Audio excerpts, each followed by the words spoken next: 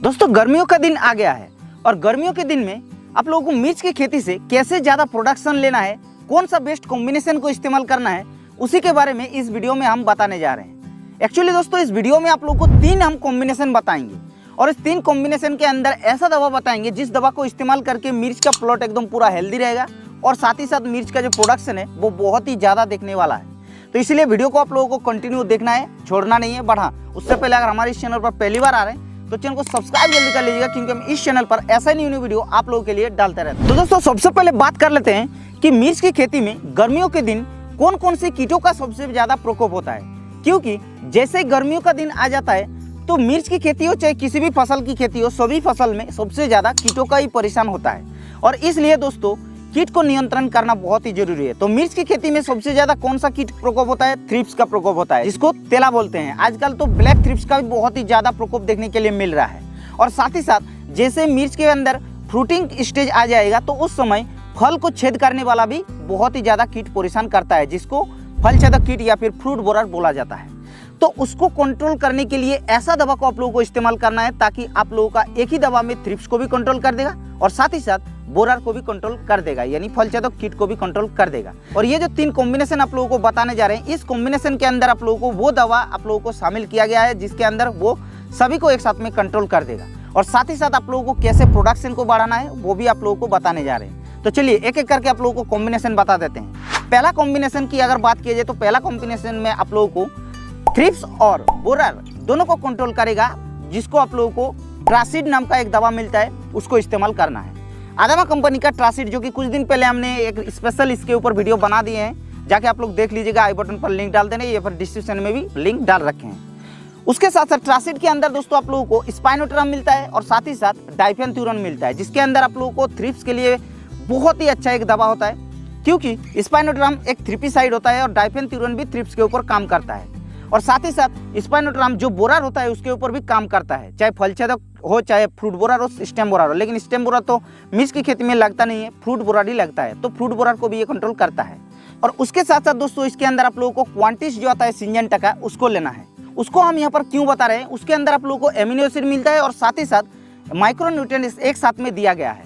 Micronutrient होने के कारण पोषक तत्वों की कमी वो भरपूर कर देगा, सूक्ष्म पोषक तत्वों की, और चिली की खेती में बहुत ही ज़्यादा इसका कमी देखने को मिलता है। और एमिनो एसिड फूल फल के लिए बहुत ही अच्छा काम करता है ताकि आप लोगों को प्रोडक्शन ज़्यादा मिले, इसलिए इसको लेना है। तो इसको कितना लेना है वो भी आप लोगों को बता रहे हैं। और साथ ही साथ आप लोगों को इसके अंदर तो सूक्ष्म पोषक तत्व का कमी भरपूर कर देगा, लेकिन जो NPK होता है यानी कि नाइट्रोजन, फॉस्फोरस और पोटास, इसका तो नहीं डाल पा रहे हैं। तो इसके लिए आप लोगों को सिंगली क्या करना है, 19-19-19 या फिर 20-20-20 मिलता है वाटर सोल्यूबल फर्टिलाइजर, उसको आप लोगों को लेना है।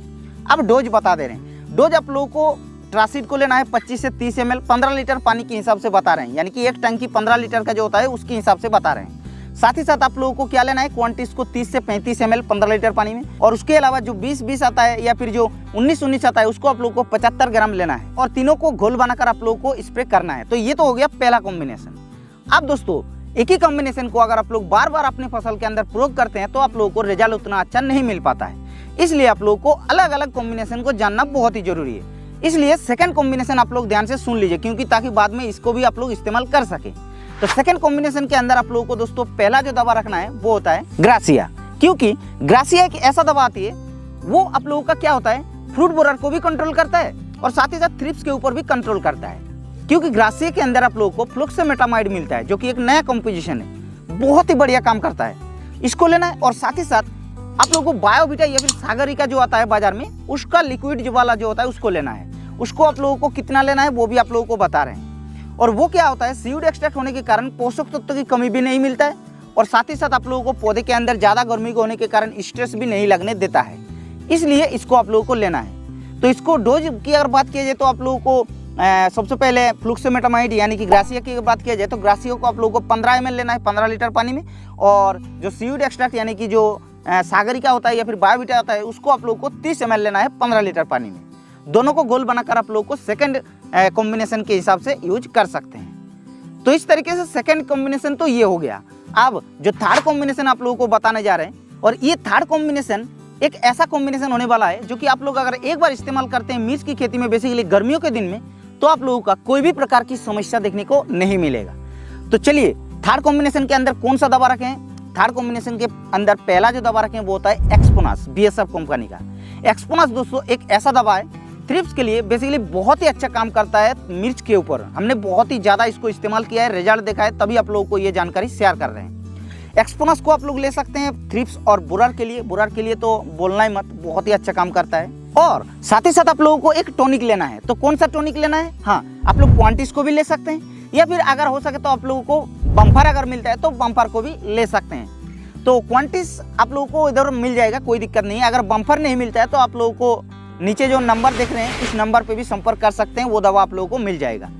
तो बम्पर को लेना है या फिर क्वांटिस को लेना है। और साथ ही साथ दोस्तों NPK का पूर्ति करने के लिए एक दवा बता रहे हैं जिसके अंदर 20-20 आता है या फिर 19-19, जो कि आप लोगों को पहले ही बता चुके हैं। वो भी आप लोग अच्छा ब्रांड का ले लीजिएगा 75 ग्राम की हिसाब से। हाँ, और उसका जो डोज है यानी कि जो एक्सपोनास का डोज है वो आप लोगों को 4 ml लेना है। और उसके साथ साथ जो हमने क्वांटिस या फिर बम्पर बताया है उसको आप लोग को 30 ml लेना है। अगर बम्पर को लेते हैं तो 25 से 30 ml लेना है, क्वांटिस को लेना है तो 30 से 35 ml लेना है। और साथ ही साथ जो NPK बताया वो तो आप लोगों को पता होगा, 75 ग्राम लेना है।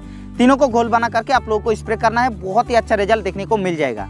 तो ये 3 कॉम्बिनेशन को अगर आप लोग गर्मियों के दिन में अलग अलग तौर पे चेंज करते हुए अगर इस्तेमाल करते हैं तो आप लोगों को बहुत ही शानदार रिजल्ट देखने को मिल जाएगा। चाहे थ्रिप्स हो, चाहे बोरार हो, चाहे प्रोडक्शन की क्वालिटी हो, सब कुछ आप लोगों को बहुत ही बढ़िया देखने के लिए मिल जाएगा। तो ये वीडियो कैसा लगा दोस्तों आप लोग नीचे कमेंट करके जरूर से बताना। और अगर वीडियो अच्छा लगा तो वीडियो को एक लाइक भी जरूर कर देना।